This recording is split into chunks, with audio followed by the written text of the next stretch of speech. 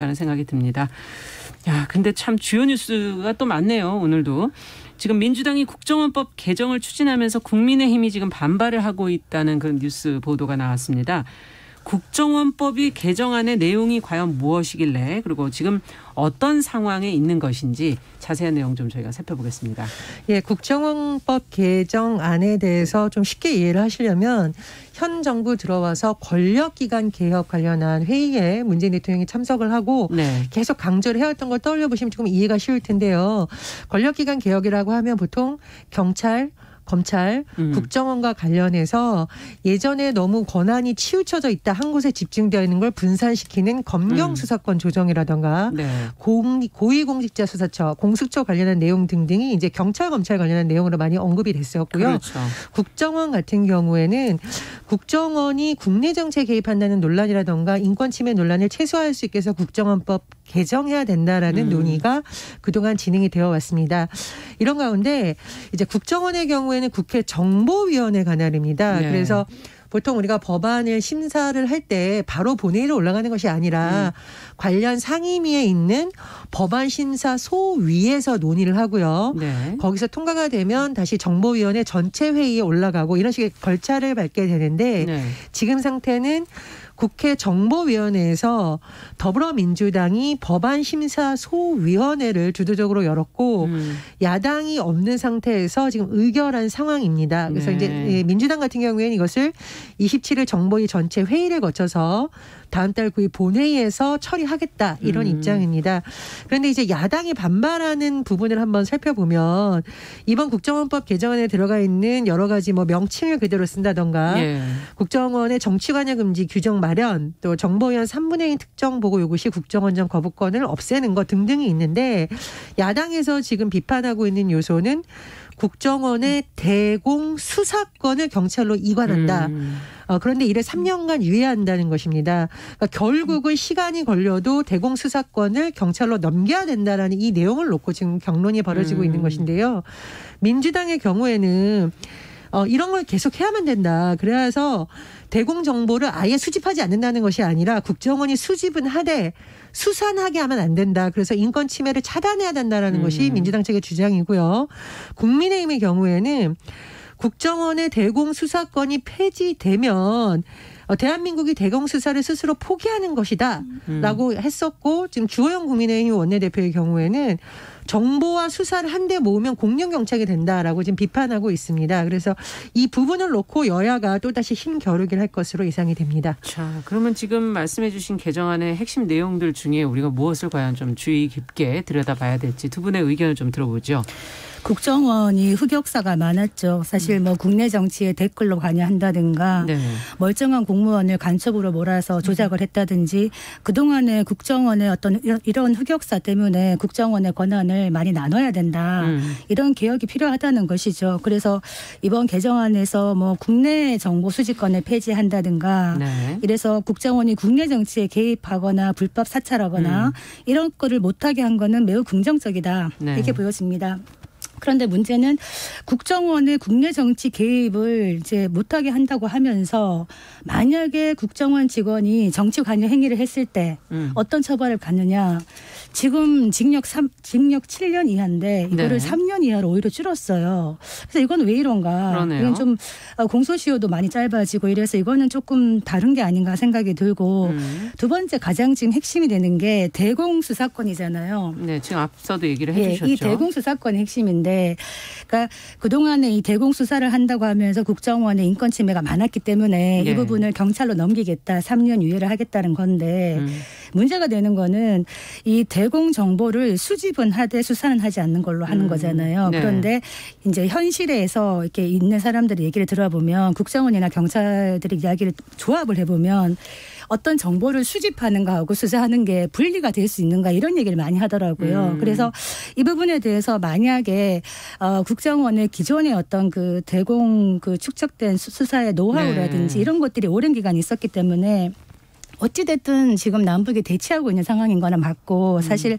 아직까지도 스파이 활동이 있습니다. 서로 남과 북 사이에. 그렇기 때문에 이런 노하우를 어떻게 잃지 않고 잘 제대로 유지를 하면서 국정원의 힘을 뺄 수 있는가 이 부분에 대해서 문제가 되어야 되는데 제가 이제 경찰이 공룡화될 수 있다 이렇게 되면 이런 걱정을 많이 하셔서 경찰에 좀 문의를 해봤더니 공룡 경찰의 탄생은 현실적으로 좀 힘들다 이런 얘기를 하시더라고요. 네. 왜 그러냐 그랬더니 국정원이나 검찰은 공룡이 될 수 있다는 거죠. 몸통은 머리가 크기 때문에 머리가 하나인데 경찰은 몸통은 큰데 머리가 많대요. 그게 무슨 의미냐 하면 통제 조직이 많다는 겁니다. 예태면은 경찰이 어떤 활동을 할 때 작전은 군, 대테러는 국정원, 그리고 뭐 자연재해, 재난 이런 거는 소방방재청, 지자체, 그리고 수사는 또 검찰과 법원 이런 식으로 통제를 받고 있기 때문에 실제로 예전에 우리가 경찰 그러면 박종철 고문치사 사건 때 그 대공분실 이런 있죠. 생각을 하는데 지금은 경찰이 그렇게 할 수 있는 여건이 많이 줄어들었다 이런 얘기를 하고 있어서 이걸 만약에 대공수사권을 경찰에 넘길 거면은 지금 기존의 경찰의 조직에 더 많은 힘을 줘가지고 제대로 할 수 있는 방안을 마련하는 게 좋지 않겠나. 이를테면 지금 경찰이 지금 해외에 많이 나가 있거든요. 그러니까 국정원 요원들도 지금 실제로 해외에 많이 나가 있어요. 그런데 지금 현재 국정원들하고 경찰들이 그 해외에서 서로 공조를 하고 있습니다. 이런 대공수사에 있어가지고. 그런데 다만 경찰이 주도하지 못했다는 것이기 때문에 만약에 대공수사권을 가져간다면 경찰이 지금 전국 세포까지 뻗어있는 이런 조직에다가 제대로 된 수사 권한을 갖는다면 국정원만큼 대공 업무를 할 수 있지 않겠나. 저는 뭐 이런 생각도 듭니다. 네. 일단은 어떤 곳을 설치한지는 지금 안이 나와 있습니다. 지금 보면 경찰청 산하에 독립된 국가수사본부를 신설한다는 거고요. 여기에 대공수사를 위한 안보 수사국 설치를 검토하고 있다라고 지금 보도가 나오고 있기 때문에 아마 구체적인 안까지도 지금 여권에서 만들고 있는 것 같습니다. 근데 이게 갑자기 된 건 아니에요. 지금 정보위 여러 의원들의 설명을 들어보면 20대 국회부터 사실 논의가 됐었고 21대 국회에서도 한 7차례 걸쳐 법안 소위 뭐 이렇게 논의가 됐었다. 그래서 여야 합의가 안 된 것은 굉장히 아쉬운데 저는 근데 이 법의 개정이 꼭 필요하다고 봅니다. 예를 들면 이제 간첩 조작 사건 같은 경우는 이제 서울시 공무원으로 계약직 공무원으로 보는데 유호성 씨 사건 같은 경우에는 기억나죠. 무죄 판결이 났는데요. 무죄 판결이 났던 내용 중에 밝혀진 내용이 뭐냐면 이 국정원이 그 유호성 씨 여동생의 자백을 받아냈는데 그게 협박과 회유에 의한 것이었다라는 이유로 무죄가 확정이 된 겁니다. 그래서 지금 국가를 상대로 손해배상 소송이 해서 승소까지 한 상태입니다. 일부. 그러니까 이런 역사를 반복되지 않게 하려면 여러 가지 장치를 둬야 되고 그중에 하나가 수사권을 경찰로 넘기는 것이다라고 생각을 하는데 저는 일부분 타당하다. 박사님 말씀하신 것 중에서 경찰에 대한 통제 장치는 비교적 공개가 되어 있습니다. 경찰이 지금 되어 있는 행안이라든가 이런 곳에서도 각종 자료 수집을 해서 견제를 하고 있고 경찰 내 각종 위원회도 있고 여러 가지 견제 장치가 있고 특히 경찰 공무원을 비롯해서 대다수 공무원들은요 부서를 이동하거나 다른 곳으로 전보를 간다고 해도 인사 기록에 징계부터 상벌 조항이 상세히 들어가 있습니다. 근데 국정원은 조직의 특성상 사실 그렇게 하기가 어렵다고 하죠. 예, 보안을 이유로 많은 것이 국회 정보위원회에서도 뭐 공개가 되네마는 논란도 있기 때문에 이번 기회에 정보 수집의 기능은 국정원이 강화를 하고 본래 목적대로 그리고 수사는 경찰에 넘기는 것이 오히려 위험성을 줄일 수 있는 것이다 이렇게 생각을 하고요. 그래서 이제 선진국의 정보 기관들도 수사 기능은 부여하지 않는다라는 이유가 아마 이런 이유 때문이라고 지금 해석이 많이 나오고 있습니다. 그리고 또 하나 이제 일각에서 간첩 수사 자꾸 얘기를 하는데 지금 이게 한국일보에서 나온 보도인데요. 이 국정원에서 건강 간첩수가 이명박 정부 때 23명, 박근혜 정부 때 9명, 문재인 정부 때 2명이라고 합니다. 그러니까 국정원이 있어야만 간첩수가 많아진다 이것은 아니고 지금 어떻게 보면은 간첩수의 어떤 국정원이 관여한 것은 좀 급감하고 있기 때문에 국정원의 수사 기능을 경찰로 옮기니까 부실해질 것이다라는 것은 좀 상황과 맞지 않는다 이런 지적도 나오고 있습니다.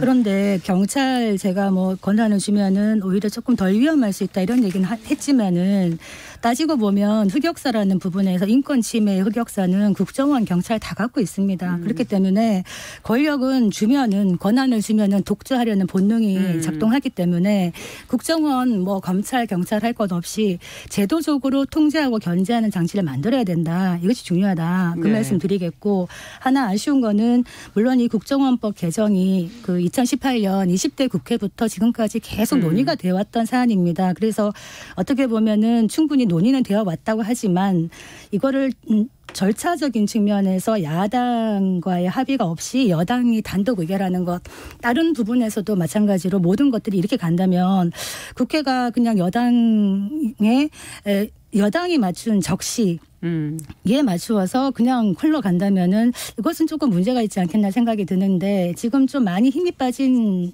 야당 국민의힘이 주호영 대표가 여론으로 폭거를 저지해야 된다 이런 얘기를 하고 있는데 이게 지금의 야당의 현재 모습인 것 같아서 좀 안타깝습니다. 그런데 지금 코로나로 많이 위험이 되고 국민들이 먹고 살 걱정 때문에 시름이 깊어가는 이 시점에 이 국정원 문제에 여론을 많이 환기할 수 있을까 좀 이런 생각이 들고요.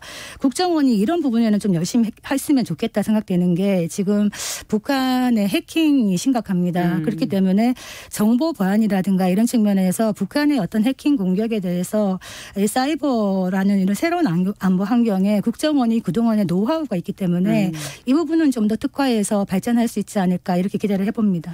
이제 저는 더불어서 국정원이 보고서를 많이 생산하는 조직이라고 알려져 있는데 이 보고서의 아주 일부가 특정인에 대한 사찰이었다라는 것이 굉장히 논란이 됐었잖아요. 심지어 뭐 유명한 모 스님 같은 경우에도 그 보고서에 들어갔는데 알고 보니까 허위 사실, 소문 이런 것을 공무원들이 보고서에 써서 한다는 것은 명백한 사찰이거든요. 굉장히 문제가 될 수 있습니다. 그래서 해외사를 좀 살펴봤는데 해외에는 당사자가 요청하거나 동의하면 심사를 거쳐 그 원문을 제공한다 그래요. 정보기관에서 작성한 것도. 왜냐하면 당사자 입장에서는 내 정보가 허위 정보가 지금 작성됐다라는 의심을 할 수 있는 거고 어떤 국가가 수집할 수 있는 권한을 넘어서 사찰할 수 있는 경우도 있기 때문에 투명성을 강화해 놓은 겁니다. 그래서 이 투명성을 통해서 심각하게 사찰이 된다라거나 그 사람의 인권 침해가 되지 않는 장치를 만들어놨다고 하는데 우리나라 같은 경우에는 아마 이게 안보상의 이유로 이런 부분에서 많이 좀 투명성이 떨어진다는 지적이 있습니다. 그래서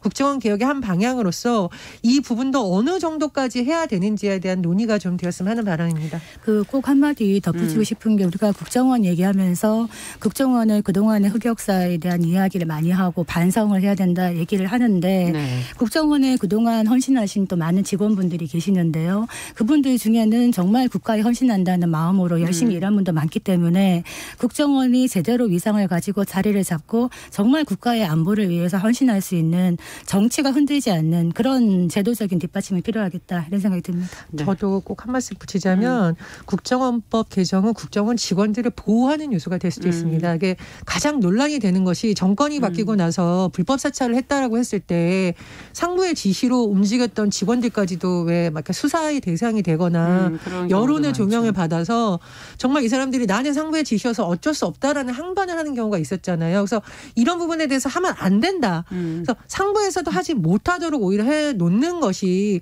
정말 정보 수집을 하거나 이른바 블랙. 그러니까 드러나지 않는 곳에서 활동하고 있는 요원들을 법적으로 보호해 줄 수 있는 장치가 될 수도 있다 이렇게 생각을 합니다. 맞습니다. 진짜 국정원에 제 제자 중에 국정원에 20년 이상 근무를 했던 제자가 있었는데 이런 말을 하더라고요. 국정원 조직에 열심히 일을 하고 나라를 위해서 일을 했는데 국정원장들을 보니까 다 감옥을 가더라. 이 조직에 남아있는 것이 너무 회의가 들었다. 그러면서 그만두고 나온 걸 봤는데 국정원 직원들이 사명감을 가질 수 있도록 하는 것도 중요하겠다. 투명성과 제도적인 견제 어떻게 이루어 나갈지 앞으로 또 지켜보겠습니다. 자, 두 번째 뉴스로 가죠. 여성폭력 추방 주간을 맞아서 문재인 대통령이 어제 메시지를 내놨는데 어떤 내용인지 좀 살펴보고 싶고요. 또 우리나라에서 여성폭력 추방 주간이라는 거를 공식 운영하는 게 올해가 처음인 것 같은데 자, 여기에 담긴 의미는 또 무엇인지를 저희가 한번 짚어보도록 하죠. 예, 11월 25일은 유엔에서 정한 세계 여성폭력 추방의 날입니다. 우리나라의 같은 경우에는 이제 말씀해 주셨듯이 굉장히 중요한 법안이 2018년 만들어졌어요. 여성 여성폭력 방지 기본법인데 네. 이제 법이 있더라도 많은 국민들이 관심을 갖고 노력하자라는 어떤 취지에서 지금 여성폭력 추방 주간이 운영이 됩니다. 네. 11월 25일부터 12월 1일까지인데요. 문재인 대통령이 이와 관련해서 SNS에 글을 올렸습니다. 문재인 대통령이 강조한 바는 정부에서 뭐 가정폭력, 데이트폭력, 스토킹, 디지털 성범죄 같은 여성 대상 범죄에 단호히 대응하고 피해자를 빈틈없이 보호하겠다 이렇게 강조를 했습니다. 그리고 이제 문 대통령이 모든 폭력 범죄이지만 여성폭력 더욱 심각한 범죄다 이렇게 강조를 했었고 중요한 것은 이 여성폭력이라는 것이 보이지 않는 곳에서 많이 행해지잖아요. 그럼요. 그래서 우리 모두가 감시자, 조력자가 되자 이렇게 강조하기도 했습니다. 네. 자, 관련 내용을 저희가 이제 좀 아무래도 처벌 수위가 낮다. 여성 대상 범죄 그 지적을 이제 저희 방송하면서 늘 많이 했었던 내용이고요. 또 적극적인 예방이 어떻게 가능할 것이냐 하는 문제도 저희가 언급을 했었던 기억이 나는데 자, 지금 문 대통령의 메시지와 더불어서 여성 폭력 추방 주간 자, 어떤 노력이 좀 더 필요하다고 보시는지 두 분 얘기 좀 들어보죠. 저는 여성폭력 방지 기본법이 있는지 몰랐거든요. 네. 이번에 보면서 봤더니 2019년부터 이제 시행이 됐는데 네. 사실은 기본이라는 말이 들어가는 게 좀 의미가 있다고 봅니다. 그러니까 여성폭력에 대한 이런 피해 예방이나 대책이 기본이 되어야 되는데 아직까지 기본이 부족하지 않았나 이런 생각이 들고 지금 폭력 예방 주간이라고 하는데 네. 저는 이 주간이 꼭 필요한가. 사실은 여성에 대한 폭력은 상시적으로 일어나는 일이기 때문에 이거는 주간이라고 할 건 없지 않나. 어떤 뭐 그냥 물론 주의를 환기하는 정도의 의미겠죠. 그래서 지금 저는 이런 어떤 메시지도 물론 중요합니다만 법적 제도적 장치가 뒤따라야 된다. 그중에 특히 필요한 게 무엇이냐 생각을 해봤더니 우리가 지금 요즘 데이트 폭력이라든가 뭐 스토킹 범죄 네. 피해 의외로 많습니다. 2019년도에도 지금 신고된 것만 해도 그 데이트 폭력이 한 2만 건 정도 네. 되는데 숨어 있는 것까지 포함한다면 많은 여성들이 고통을 받고 있다. 데이트 폭력, 데이트란 말 쓰지 말자 우리가 이런 얘기를 했었는데 그랬죠. 아직 예. 고쳐지지 않고 있고요.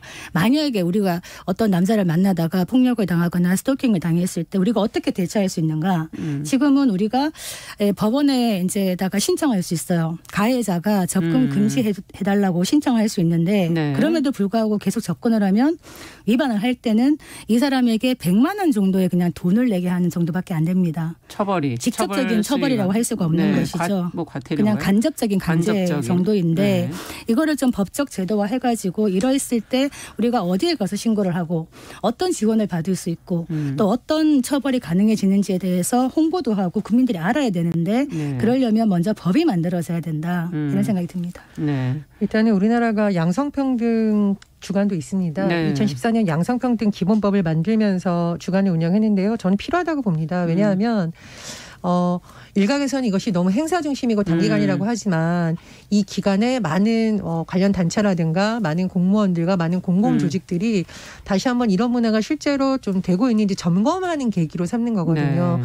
양성평등이라든가 이 성폭력 방지, 여성폭력 방지는 늘상 이루어지는 것이지만 어떻게 보면 우리가 사고가 일어나기 전에는 가장 신경을 안 쓸 수 있는 분야가 될 수도 있다는 지적이 있기 때문에 아마 이런 주간을 운영을 해서 하는 것 같은데요. 근데 이제 박상희에서 말씀해 주셨듯이 이런 주간을 운영하는 것도 좋은데 국회에서 좀 속도가 좀 더디다는 지적을 받고 있는 많은 법안들이 사실은 통과가 돼야 됩니다. 관련된 법안들이 그렇죠. 더 있나요? 예. 지금 뭐 말씀해 주신 뭐 데이트 폭력 방지라든가 스토킹 범죄 처벌법 이런 거 같은 경우에는 조금 더 속도를 내야 되고 피해자들 입장에서 많은 개선책이 나와야 되는 것이거든요. 그렇죠. 그 부분을 좀 강조하고 싶고 저는 이제 우리나라의 문화가 일단 남의 집 가정사에는 끼어들지 않는다라는 이 문화가 잘못하면 폭력을 방치하거나 묵인하는 문화가 될 수 있습니다. 그래서 아마 문 대통령도 모두가 감시자가 되자, 조력자가 되자라고 한 부분이 어떤 여성이 내가 폭력을 당했다고 쉽게 말할 수가 있겠습니까? 특히 가정폭력 같은 경우에. 그래서 많은 사람들이 당신의 잘못이 아니다. 당신이 앞으로 용기 내서 살아갈 수 있도록 우리가 돕겠다는 메시지를 줘야만 사실 신고를 할 수 있거든요. 그래서 그런 부분도 좀 같이 생각해 봤으면 합니다. 제 지인 중에 가정폭력으로 이제 시달리는 사람이 있었습니다. 오랜 시간 시달렸는데 그 남편이 얼굴만 빼고 다 때리는 거예요. 그런데 남에게 보이는 얼굴은 빼고 때리는데 뭐 사회적으로도 뭐 충분히 다 알만한 사람들인데 왜 이렇게 사느냐 그랬더니 하는 말이 아이 때문에 산다. 그냥 아이에게 가정을 깨는 모습을 주고 싶지 않다. 이렇게 얘기를 해서 제가 어떤 얘기를 했냐. 엄마가 맞고 사는 가정폭력을 당하는 과정에서 자라는 아이들이 과연 맑은 정신으로 자라날 수 있겠느냐.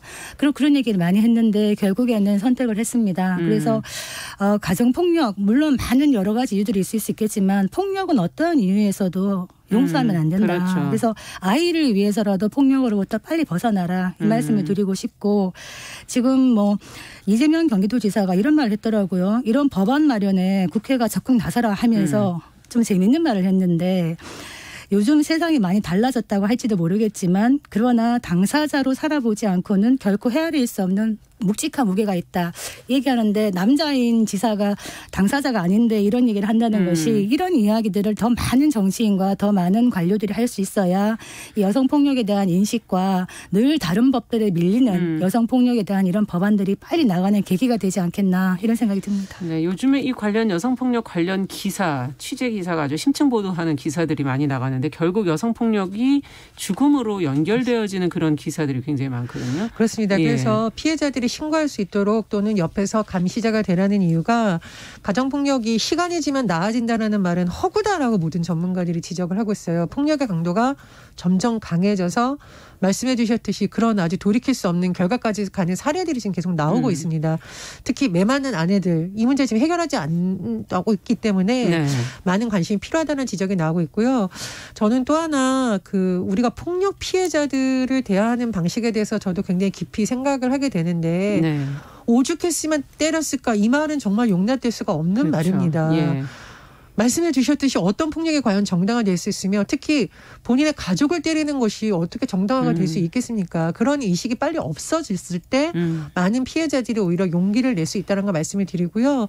또 하나 당부드리고 싶은 것은 문재인 대통령이 메시지 낸 건 굉장히 긍정적이지만 사실 우리가 청와대를 비롯해서 많은 고위 공직자 사회가 같이 바뀌어야 되는 거거든요. 그래서 공직자 전이 인사평가할 때 이런 인권감수성이나 이런 부분도 좀 많이 살펴보면 더 좋지 않을까 그런 생각입니다.